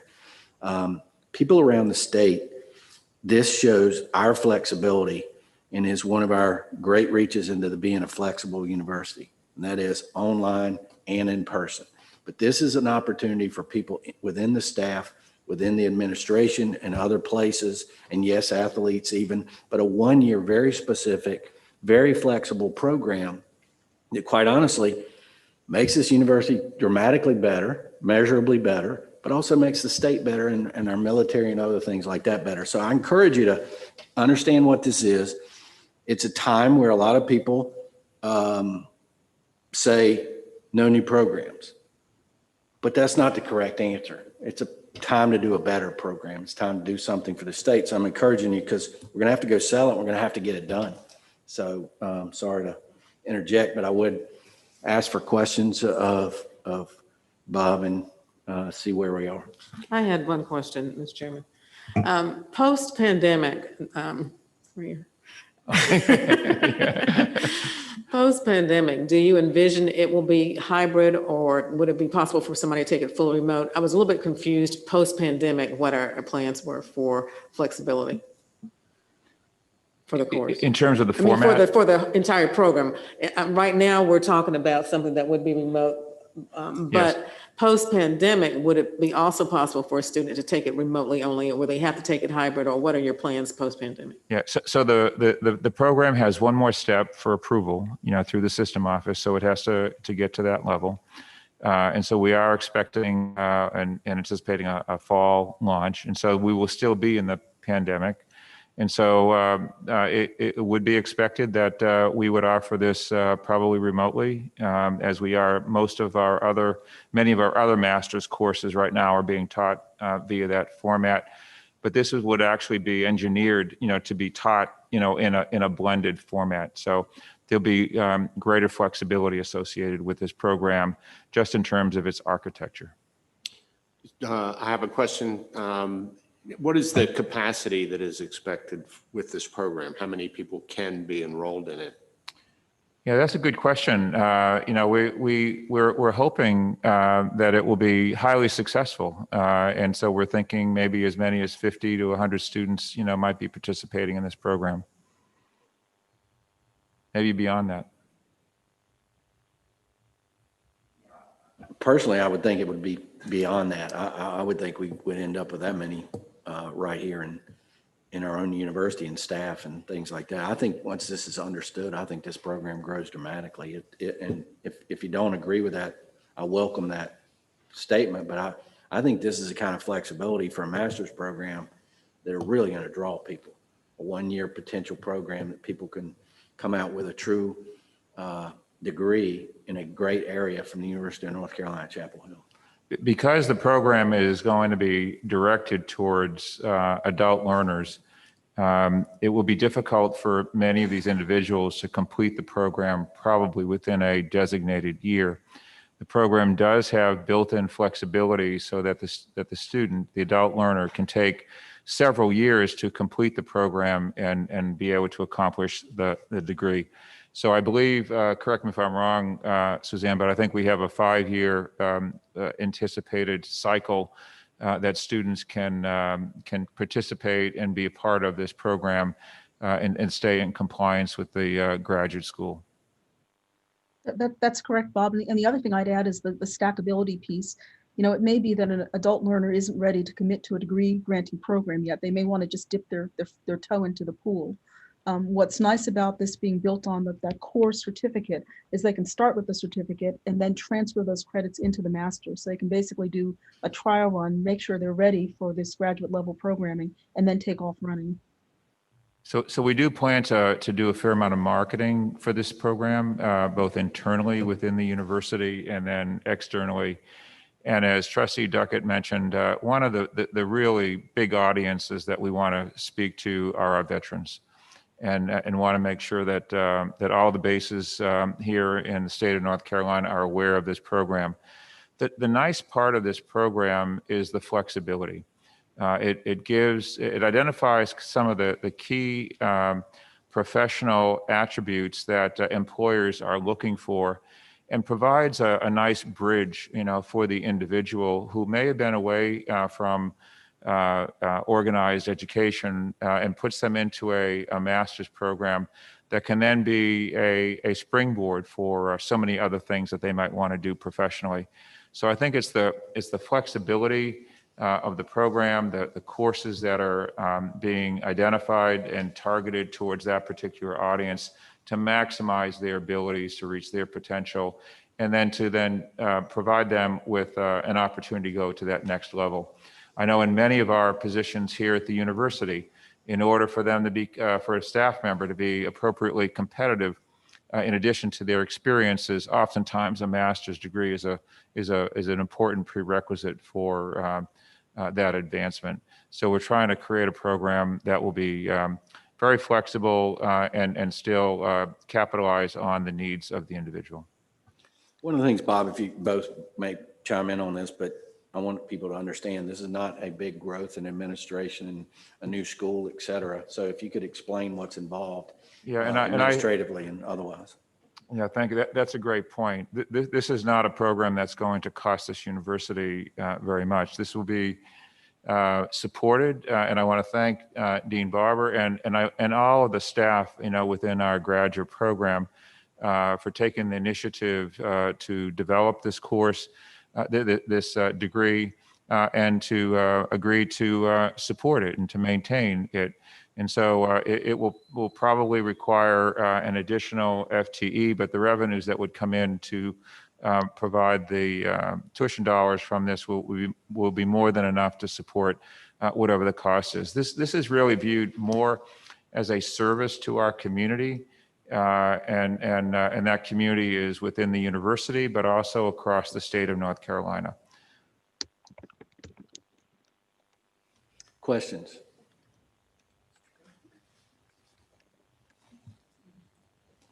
Bob, thank you. Dean Barber, thank you. Let's get this thing done. This is important. So. And thank you, Trustee Duckett. I know that you've been a strong advocate of this program and appreciate your support. Thanks for all you do. At this time, I'd like to have a motion to go into closed session. Mr. Chairman, I move that this committee convene in closed session pursuant to North Carolina General Statute, Section 143-318.11, subsection A, subsection 1, to prevent the disclosure of privileged information under Section 126-22, and also pursuant to Section 143-318.11, subsection A, subsection 5, and subsection A, subsection 6. Second.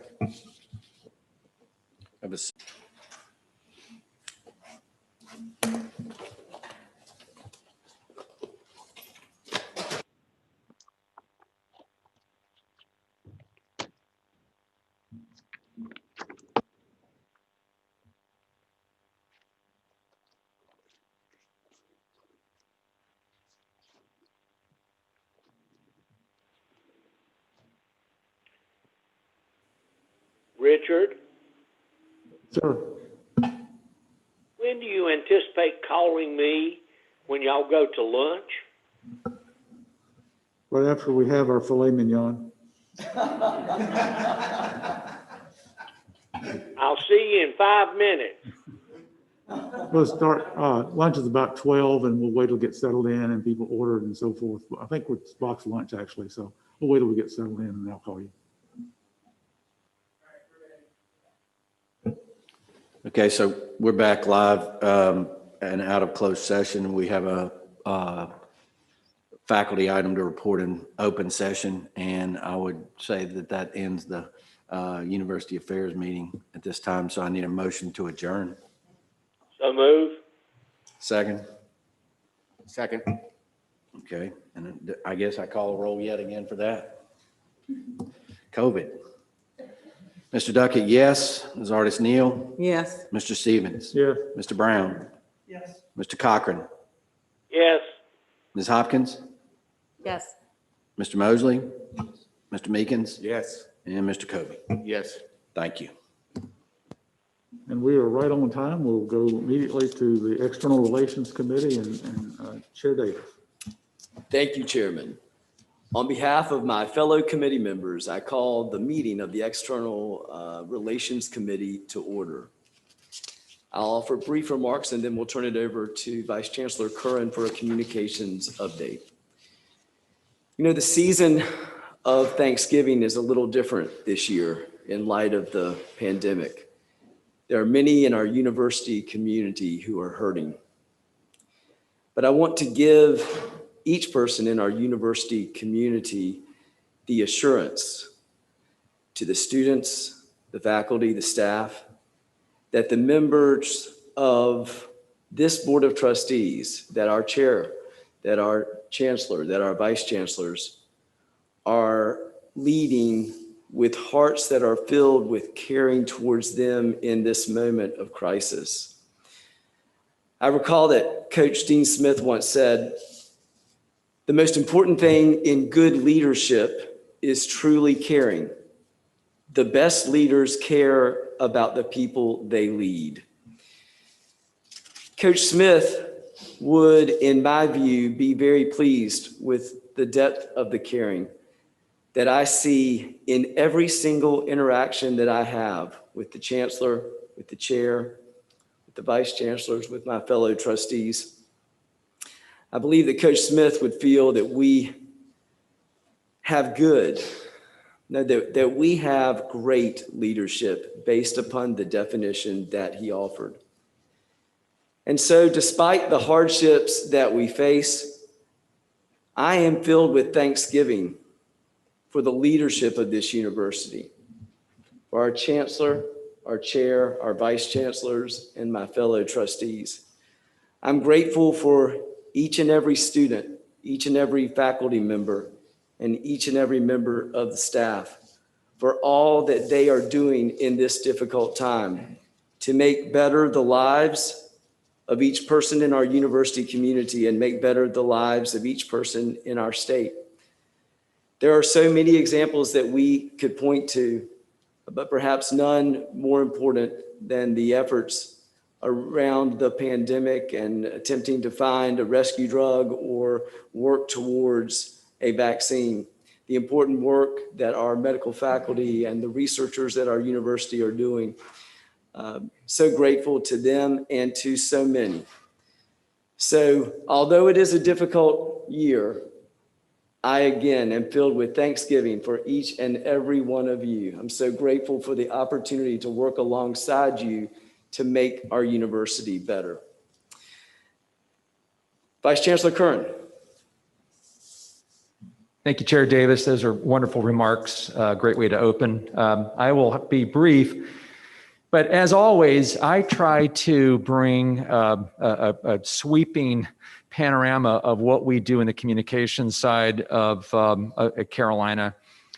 And I think although we've had challenges, and certainly everybody here knows, and you heard Shana's update, I think all of the staff have great challenges in trying to complete their duties, whether remotely or on site.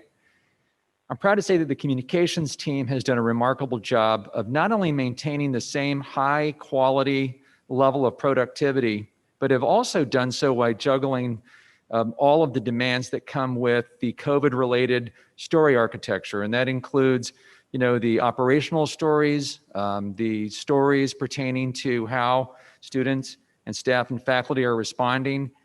And we are trying to tell a very holistic story that is both honest, open, and full of texture, and at the same time, hope and inspiration. And I think there are so many of those stories out there, and we try to make sure we capture those. But in doing that, and if you would advance the slide, thank you. I just wanted to give you a snapshot of many of the other things that are taking place that you don't always have a chance to take a look at, because simply you're enjoying that content and processing the content, but you don't always get a chance to see the results.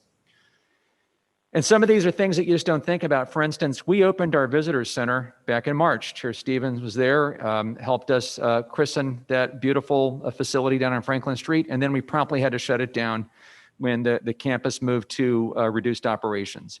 Yet, that team has continued to work to create virtual tours, virtual content, so that the citizens of our state, including prospective graduate students and others who traditionally have relied on the visitor center to provide that type of orientation, are still going to be able to receive that virtually. And that is a pivot that they made quite remarkably with the help of a lot of people, including Rob Holliday, who is helping to produce the video today. We continue to work really hard on content. All of those stories that you see on unc.edu, and remember, we are a publishing arm. Years ago, the communications function would have been working with third-party entities in an effort to get our story out there and to respond to requests. Today, we do those things as well as publish our own content and our own stories. So we're a publishing arm of the university, and the content continues to drive a lot of conversations. And these are unique stories that tell the history and the contemporary story of Carolina. And you can see the types of stories we're driving there. This was Carolina's oldest student organization, the Dialectic and Philanthropic Societies, talking about their 225th anniversary. Generated an awful lot of response because people love those types of stories. I can also tell you that our media relations team works nonstop. Most of the time, it is not on what you might expect, the response to inquiries on COVID and the related operational stories. They really are out publishing a great number of stories on the wonderful research that continues at Carolina. Rest assured that while we are dealing with COVID on a daily basis, seemingly round the clock, we are still out there helping to connect researchers and their work with the appropriate media, social media, and other content engines that want to be able to learn more about that research and share that with their audiences. And I'm really pleased with how that's gone. And our media relations team, by the way, is instrumental in so much of what we do. But I also want to say that they were just a part of the production of the Chancellor's installation. In just a moment, because the last time we met was in September. The Chancellor was finally installed on University Day, University Weekend per tradition. That was a huge pivot, and a lot of credit goes to David Ruth's event team for producing an event that was unique with the restrictions and mass gathering restrictions, et cetera. But if you had a chance to take a look at that, those of you who were not able to attend in person, and we had limits on the numbers, of course, that was a remarkable production that told a unique story, not just about Carolina, but about our Chancellor and his place as the 12th Chancellor and his vision and what he plans to do and his dreams and aspirations for Carolina and his administration. And that obviously drove an awful lot of our interest during that time period. And then down the right side, I just call your attention to just the ebb and flow of storytelling that happens on a daily basis. Many of you, I know, follow us on social media, and thank you, but many others just don't have a chance to necessarily look at the big picture, but look at the types of stories and the impressions that they drive and the engagement. We engage with thousands of people every day via these different platforms. And so despite the fact that many of our students are deployed elsewhere, faculty are at home, many of our staff are at home, and many of them are still here, we are still driving engagement with people who care about Carolina, keeping them connected to our university in ways that are meaningful to them and to us. So I call your attention to that. And my final piece is, with the magic of Emily and TJ, we will see if we can run this video. We produced a branding video, but it's more of an anthem video that was designed to show, the aspirational plans that the Chancellor has for Carolina. This was taken right out of Kevin's views of how he sees this great university. And we took his words and turned them into a script and into pictures. We had a wonderful, incredibly talented student, Kara Griffith, who is just represents, I think, the greatest of our aspirations and dreams for students, voice this video. And we showcased it, introduced it at the Chancellor's installation, and it was just a wonderful punctuation to an amazing event. And I will close my presentation with that video. Before I roll it, are there any questions I can answer? Any questions for Vice Chancellor Curran? Seeing none, Joel, I'm looking forward to seeing this video again. Great. We're going to leave you with some inspiration. Thank you. More than 225 years ago, a radical idea took root in the thick pine.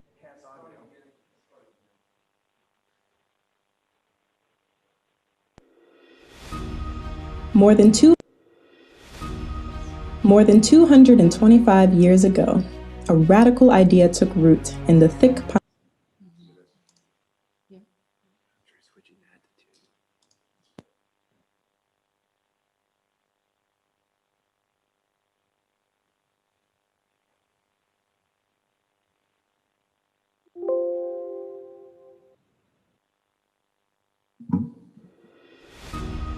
More than 225 years ago, a radical idea took root in the thick pines of North Carolina. Higher education, funded by the people, for the people.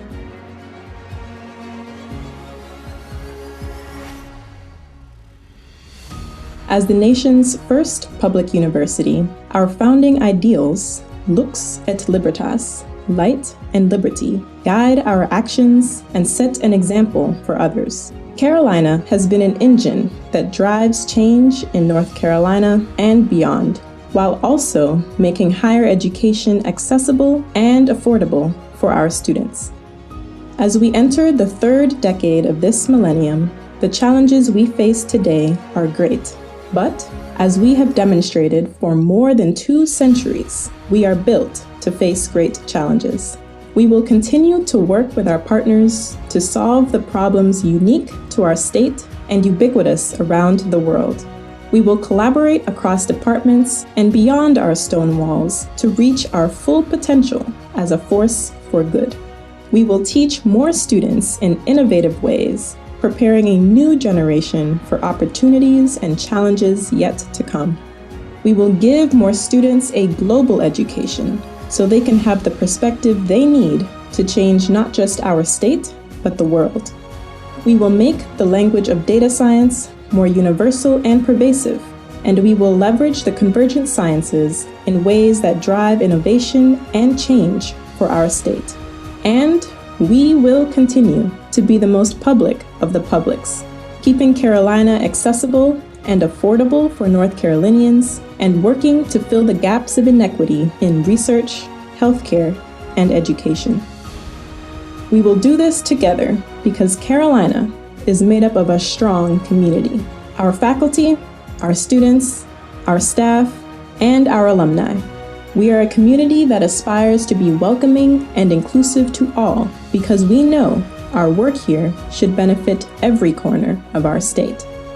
We rise to the occasion because that is what Tar Heels do. Our mission remains the same, light and liberty. We are still striving to live by those ideals, changing lives by making it possible for our citizens to receive the best education. We've done so much for our state, for our nation, and for our world, and we are ready to do so much more. That is so inspiring. Thank you very much, Joel, to you and your team for putting that extraordinary video together for the state and for our university community to enjoy and be inspired by. Next, we'll turn to Vice Chancellor Clayton Summers for a public affairs update. Mr. Vice Chancellor. Thank you, Mr. Chairman. And good morning to you and everyone. We'll take a quick look today at a federal update as well as state update. As if you have not heard enough about elections the last 8 or 9 days, please bear with me while you have just a few more. The congressional calendar update is the Senate came out to Capitol Hill this week. They've been out for several weeks because of the election. House is in recess. They'll come back on Monday, and both chambers will take off the week of Thanksgiving, but they have a lot of work to do. So as you may recall, there is a continuing resolution that expires December 11th. The 2 main items on the agenda at the congressional level are, number 1, a COVID stimulus package, and number 2, either some spending bills or, if not, a continuing resolution that will get the government funded beyond December of this year. From an election standpoint, there'll be 3 new North Carolina representatives in the U.S. House: Deborah Ross, who's a Carolina law alum, Kathy Manning, and Madison Cawthorn are 3 new representatives.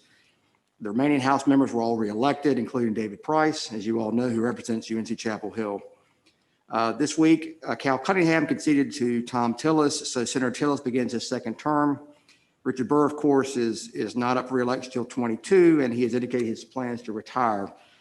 So our Senate delegation is set. Looking at the delegation as a whole, we've got 5 Carolina alums in Representatives Bishop, Fox, Murphy, Price, and of course, Representative-elect Ross. On the Senate side, we won't know what's going to happen there because currently the Republicans have 50 seats and there are 2 outstanding runoff elections in Georgia that will determine the fate of the U.S. Senate and who is in control. So stay tuned to watch that. So again, as I mentioned, 2 things Congress is looking to do now past the election are, number 1, a COVID package.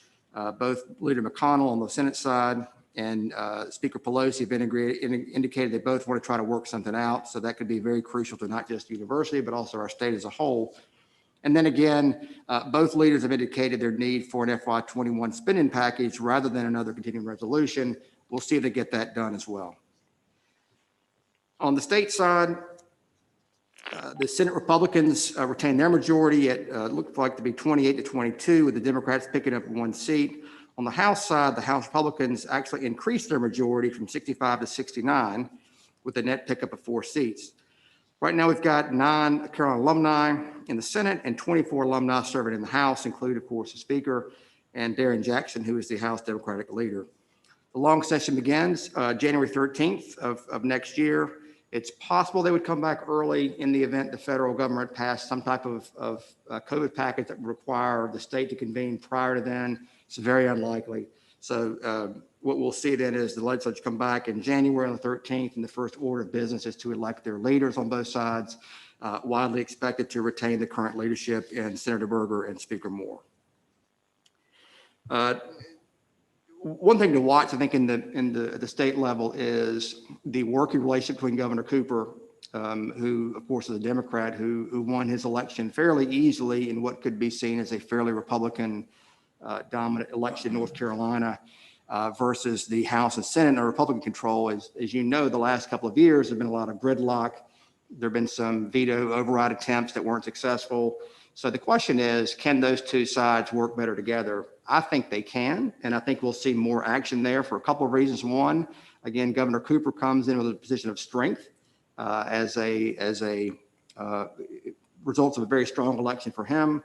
On the other side, however, when you have the House at 69 and they need 3 votes for a veto override, that should incentivize the governor as well to work with the General Assembly leadership. So I think a combination of those two things, I think we will see more action at the state level, which would be positive for this state. And we all hope that they'll work better together, and we'll track that very closely.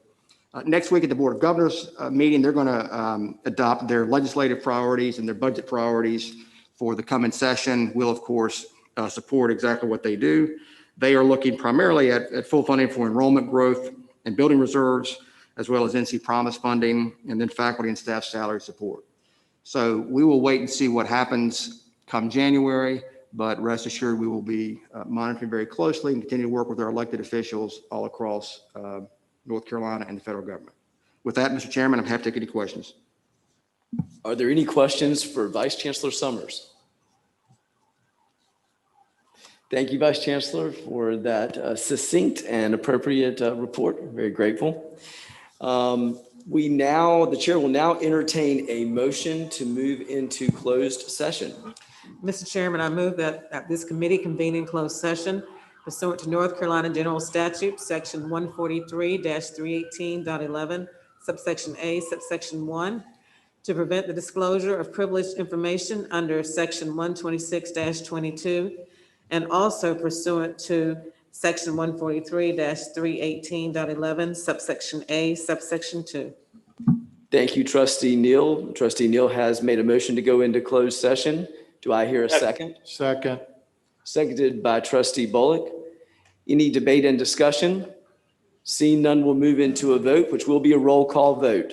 This again is a vote to go into closed session. Trustee Artis Neal. Yes. Trustee Bullock. Yes. Trustee Hopkins. Yes. Trustee McCullen. Trustee Meekins. Yes. Trustee Mosley. Trustee Pryor. Yes. And Trustee Stevens. Yes.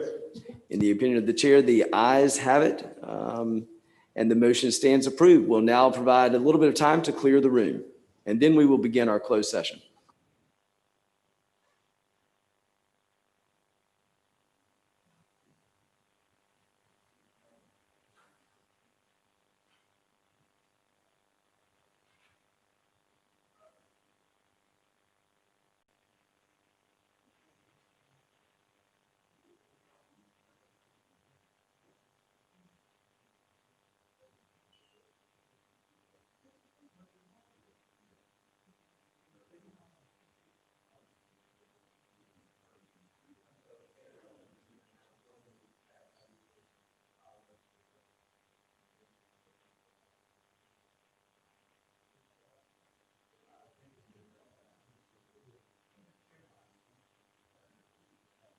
Mr. Chairman. We're now live.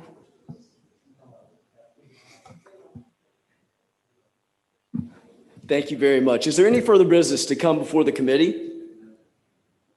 If not, I will now entertain a motion to adjourn the meeting. So Motion moved. made by Ms. Hopkins. Second. Seconded by Mr. Bullock.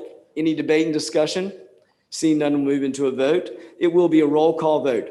This again is a motion to adjourn the meeting. Ms. Artis Neal. Yes. Mr. Bullock. Yes. Ms. Hopkins. Yes. Mr. McCullen. Mr. Meekins. Yes. Mr. Mosley. Mr. Pryor. Yes. Mr. Stevens. Yes. And Mr. Davis votes in the affirmative. That's an affirmative vote, Mr. Stevens. By a vote of 9-0, the motion passes and this meeting stands adjourned. Thank you all. Committee. Thank you, committee chairs and committee members and staff and others for your good work today. We're now going to adjourn for lunch and be back for our full board meeting at 1 o'clock.